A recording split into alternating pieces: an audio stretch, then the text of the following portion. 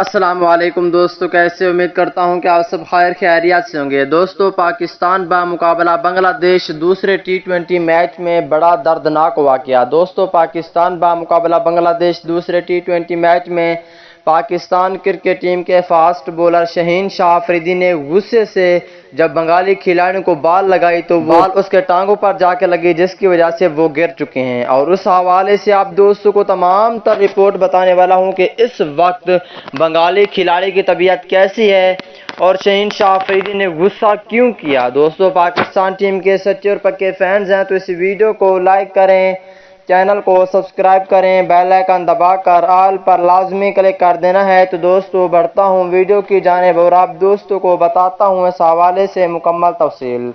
دوستو، جیسا کہ آپ کو پتا ہے کہ پاکستان بمقابلہ بنگلہ دیش پہلا ٹی20 میچ کھیلا گیا۔ پاکستان کرکٹ ٹیم نے پہلا ٹی20 میچ آسانی سے جیت لیا، جس کی وجہ سے اب دوسرے ٹی20 میچ میں پاکستان بمقابلہ بنگلہ دیش آج دوسرا ٹی20 میچ کھیلا جا رہا ہے۔